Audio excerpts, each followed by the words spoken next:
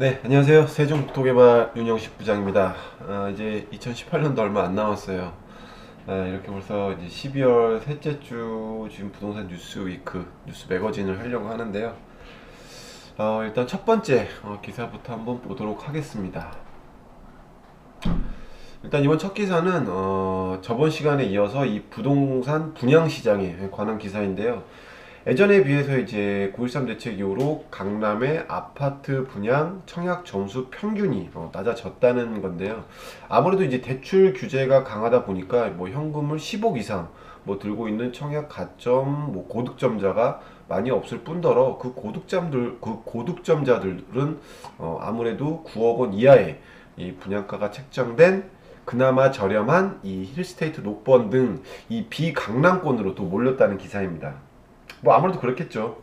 그래서 경쟁률이나 청약 점수를 한번 봤더니 이 서초구의 이 반포 DH 라클라스의 경우는 평균 가점이 60.3점에 24대 1의 경쟁률을 보였고, 같은 날 청약을 진행했던 힐스테이트 녹번역 같은 경우는 이 평균 가점이 64.2점으로 이 DH 라클라스보다도 이 4점이나 높았다고 합니다.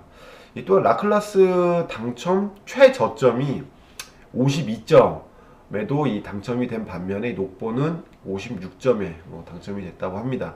이처럼 강남의 라클라스는 얼마 전에 청약한 레미안 리더스원과 비교를 해본다면 리더스원의 당첨자 평균 점수가 64.8점으로 5점 가까이 차이가 났으며, 이 청약 점수 만점인 84점도 리더스원에서는 무려 2명이나 나왔었죠.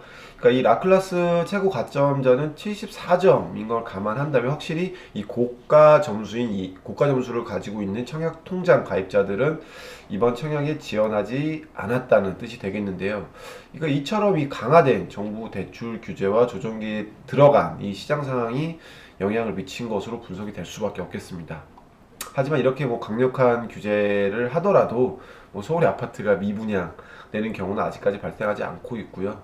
뭐 행여나 어떻게 될지 모르겠지만 이 부동산이 최악으로 막 침체가 돼서 뭐 미분양이 난다거나 막 엄청나게 저렴한 뭐 주택이 나온다면은 뭐 이것도 어떻게 보면 기회니까 이런 건 그냥 지나치지 말라고 권해드리겠고요. 지금까지 우리나라 부동산 시장을 흘러들어온 히스토리를 잘 유념해서 바라보시면서 다음 기사를 읽어보도록 하겠습니다. 이 다음 기사는 말 그대로 이제 이 풍선 효과가 없었다라는 기사인데요. 그러니까 이 지금 말 그대로 이 부동산 규제로 비규제 지역에 계속해서 이 오를 거란 예상이 그러니까 없어졌다는 말인데, 제가 2주인가 3주 전에 그 부동산 매거진에서 이 부천이나 인천이 이 풍선 효과로 가격이 상승하고 있다는 이제 기사를 읽어드렸을 때 이건 아마 일시적일 거라고 제가 분명히 말씀을 드렸었는데요. 뭐 역시나입니다. 혹시나 이 수요 증가가 아닌 그러니까 호재라든지 이런 수요 증가가 아닌 이런 규제를 피하려고 하는 이 단순한 이유로는 분명히 한계가 있기 때문에 꾸준한 상승은 어려울 거라고 얘기를 했었는데, 이처럼 이제는 우리나라가 전체가 이젠 거의 하락세라고 생각하셔도 될 정도입니다. 물론 일부분 국한되는 지역을 제외해야겠지만요. 솔직히 이 가격이 너무 많이 오른 만큼 이젠 거품이 좀 빠져야 될 거라고 생각이 되고요. 아직은 조금 더 좀 더 장기가 될 거라고 보여집니다. 뭐 아무리 봄철의 이사 시즌이라고 약간의 움직임은 있겠지만 여의도라든지 뭐 용산 마스터 플랜 같은 경우가 한번 터짐으로 이 다시 투자 심리를 한다면 아마 그땐 분명히 전체적으로 슬슬 움직임이 보여질 거라고 예상이 되는데, 그 전까지는 아파트가 뭐 슬슬 요동이 치더라도 이게 과연 장기간으로 갈지 뭐 단순한 일시적 현상인지는 당연히 이제 꼼꼼히 따져봐야겠고요. 아직은 부동산이 하락세라고는 하지만 이 급매물을 중심으로 거래가 이루어지기 때문에 이게 지금 뉴스거리가 되고 있는 상황인데요. 이 부동산 매물들을 한번 잘 살펴보신다면 아직까진 그래도 이 호가가 그렇게 빠진 상황이 아닙니다. 아직도 어떻게 보면 버티기 상황이라고 할 수가 있겠는데, 실제로 인천, 부천을 가보신다면 이렇게 경기가 안 좋을 때 좀 희한한 투자 매물도 발견할 수가 있어요. 이 투자 금액이 안 들어가는 뭐 그런 매물도 있는 상황이니까 오히려 이럴 때 좀 이렇게 눈에 불을 켜고 한번 잘 찾아보시길 바라겠습니다. 이 경기가 안 좋으면 이렇게 넋놓고 있을 게 아니라 오히려 이럴 때가 기회라고 제가 분명히 말씀드려 봅니다. 그리고 이 다음 이와 관련된 기사를 많이 앞으로 이제 이런 관련 기사를 보실 거예요. 이 신혼부부 공급권에 관한 건데 일단 결코 쉽지만은 않을 거라고 제가 분명히 말씀을 드렸는데요. 이 정부가 저출산 문제 해결을 위해서 이 신혼부부 특공의 비중을 확대했지만 워낙에 공급 물량이 적은 탓에 조건을 충족하고 2자녀까지 두었다 하더라도 당첨이 안 되는 경우가 허다한데요. 그렇다면 무자녀라든지 1자녀는 택도 없는 제도라고 보시면 되겠습니다. 이 더 웃긴 건 이 전용 면적 40제곱미터 미만이라면 가능성이 있겠지만은 40제곱미터 자녀를 둔 가정이라면 이 정도 면적은 넉넉지가 않기 때문에 뭐 최소 59제곱미터 이상의 면적 같은 경우는 최소 자식 둘은 있어야 그래도 명함이라도 내밀 수 있다고 합니다. 그렇다면은 이 특공 같은 경우는 이 제목을 보시면 아시겠지만 일단 자녀 수가 관건입니다. 그렇다고 혼인한 지 7년 이내에 3자녀를 두기엔 너무나 좀 힘든 경우라고 할 수가 있고요. 그래도 좀 나았다 싶은 부부가, 그러니까 좀 나았다고 하는 부부가 2자녀인데 여기서도 이렇게 치열합니다. 그러면 이 신혼부부가 분양을 받기 위해선 신혼부부 특별 공급 말고도 저번에 부동산 매거진 시간에 제가 말씀드린 게 있잖아요. 이 신혼부부 희망타운, 희망타운을 내가 또 한 가지 설명을 드렸었는데 이걸 한번 제가 비교해보는 시간을 가져보도록 하겠습니다. 일단은 1순위는 이 미성년자를 그러니까 이거는 지금 특별공급 신혼부부 특별공급에 대해서 먼저 설명을 드리는 건데 1순위는 미성년자를 두거나 입양을 한 경우에 1순위 자격을 부여하고 그리고 2순위는 자녀수가 많으면서 자녀수가 만약에 많으면서 같다면 이 둘 중에 추첨으로 진행을 하게 되는 거죠. 그렇다면 저희가 좀 더 희망을 가질 수 있는 이 신혼 희망타운을 보자면은 먼저 1순위가 이제 자식하고 상관이 없죠. 예비 부부 및 2년 이내의 신혼부부에게 1순위 자격을 주는데 여기서 이제 주의해야 될 게 그것도 전체 분양이 아니라 이 청약주택의 30%만 이제 이 1순위 자들한테 이제 분양이 되는 거고요. 나머지 70%는 2순위자들에게 기회를 주는데 여기서도 미성년 자녀 수 그리고 해당 지역의 거주 기간 그리고 청약통장 납입 횟수에 따라서 이 가점을 주는 방식으로 가점이 높은 순으로 당첨 기회를 준다는 것이 되겠습니다.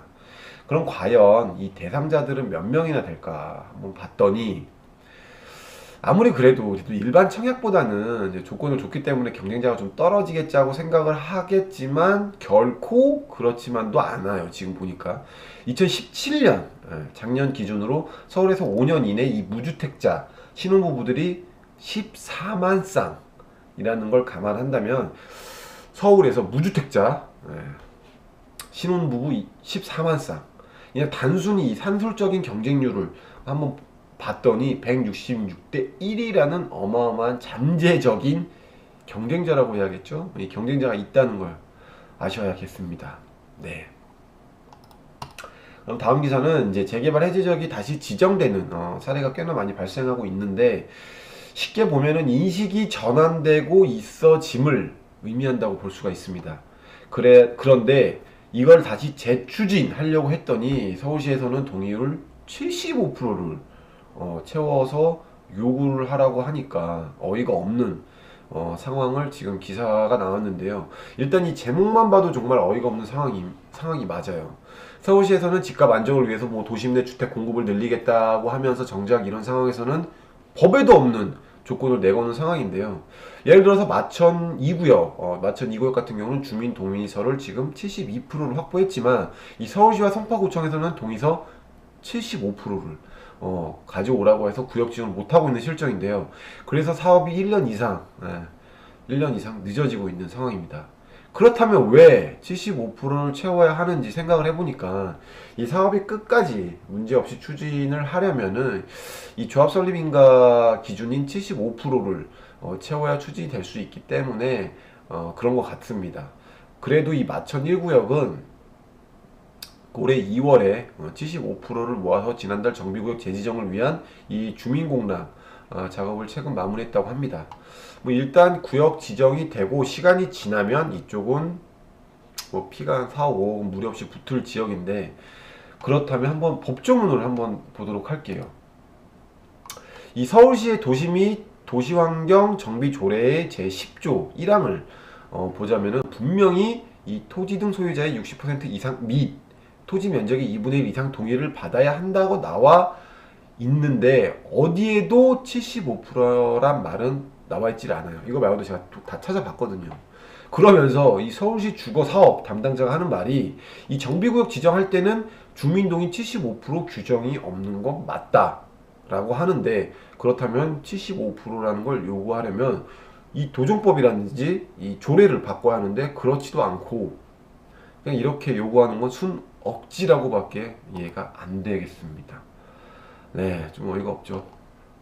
그럼 이제 다음 기사는 역시 이 부동산 지금 침체 관련 기사인데, 뭔가 좀 의외의 상황이 좀 발생하고 있어요. 이 제목을 보자면은 경매 시장까지도 찬바람이 불고 있다는 기사인데, 제가 왜 의외라고 했냐면은 이 우리나라 부동산 시장은 대체적으로 부동산 경기가 안 좋으면은 경매는 대체적으로 호황기라고 할 수 있을 정도로 매수자가 이제 그쪽으로 몰렸는데, 이번에는 경매 시장까지도 침체기라고 합니다. 이 부동산 시장 위축에도 끄떡 없었던 이 강남권 아파트 경매 시장도 응찰자가 대폭 줄어서 뭐 썰렁함마저 느껴진다고 하는데, 뭐 이유야 좀 여러 가지가 있을 수 있는데, 대표적으로 이 전세가율 하락으로 이 전세값 대출을, 그러니까 이 전세값으로 대출을 상환하려던 계획이 어려워진 것도 있겠고, 목돈을 보유하고 있지 않은 이상은 대출이 필요한 경우가 대부분인데, 대출 규제가 강화되다 보니까 주택이 있는 사람들은 사실상, 유주택자들은 대출이 불가능하고 대출이 가능하다 하더라도 이 금리 인상이 부담이 커져서 더욱 찬물을 껴얹었다고 할 수가 있겠습니다. 이 경매라는 건 무엇보다 시세보다 낮은 가격으로 물건들을 매수할 수 있다는 메리트가 있는데, 이런 규제와 침체로 인해서 경매 시장까지 위축이라는 건 좀 심각한 것 같습니다. 이렇게 한쪽이 막히면은 다른 한쪽이라도 뚫려야 이 풍선효과 같은 게 있어야지 그래도 이 돈이 돌고 돌아야 하는 건데, 뭐든 이렇게 이제 규제하고 막아버리니까 심히 걱정이 되는 상황입니다. 그러면 이제 다음 기사는 이게 좀 기대가 되는데, 9월 21일 추가 공급 방안에 대한 이제 3기 신도시 얘기인데, 서울도 서울이지만 이 수도권에 과연 어디에 지정이 될지가 되게 궁금해하고 계셨잖아요. 1기 신도시와 2기 신도시 사이에 택지 개발이 이루어질 거라고 했는데, 일부를 제외하고는 대부분의 2기 신도시는 어떻게 보면 성공을 거두지 못했다고 볼 수 있잖아요. 그 이유가 도심과의 접근성 때문이죠. 그러니까 교통망 확충이 좀 덜 된 거기 때문에 이제 좀 불만들이 많았는데, 그만큼 이제 집값도 많이 안 올랐고, 그래서 이제 이번엔 2기 신도시보다 교통이 더 좋은 곳으로 지정을 하겠다고 했는데, 과연 어디로 지정이 될지 기추가 주목되는 시점입니다. 빠르면 이번 주 중에 발표를 하겠다고 하니까 아마 뭐 19일이나 뭐 20일경에 발표 날 것으로 보이는데요. 그래서인지 기획부동산들이 이제 활기를 띠고 있죠.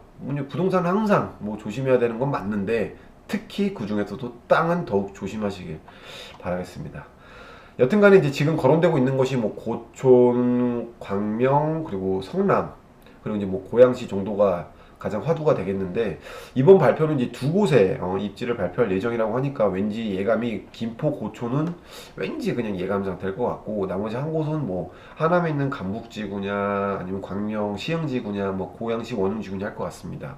근데 여기서 이제 이 고양 원흥지구 같은 경우는 신도시 후보지 유출로 인해서 이제 후보지에서 제외된다고 했지만은 어떻게 될지 솔직히 잘 모르겠어요. 이게 신도시는 아까 전에 말한 것처럼 교통이 별로 좋지 않아서 비난을 받아서인지 이번 발표 때는 2기 신도시 교통 대책까지도 포함되면서 이 서울과 수도권 주택 시장에 전반적으로 영향을 줄 것 같은데, 이번 발표의 관건은 과연 이번엔 얼마만큼의 실효성이 있느냐죠. 이 서울에 집중된 수요를 분산하기 위해서 그에 맞는 교통망 대책과 이 자족 기능을 강화해야 할 텐데, 이번에는 좀 배드타운으로 전략하지 않길 바랄 뿐입니다. 네, 이렇게 지금 12월 셋째 주 부동산 뉴스를 훑어봤는데요. 참고로 저희가 지금 12월 19일부터 23일까지 지금 워크숍을 가는 관계로 아마도 이번에 이제 3기 신도시 발표가 나면은 좀 발빠르게 좀 전해드리긴 힘들 것 같아요. 여튼 간에는 이제 제어이는 다음 주에 뵙도록 하겠습니다. 네, 감사합니다.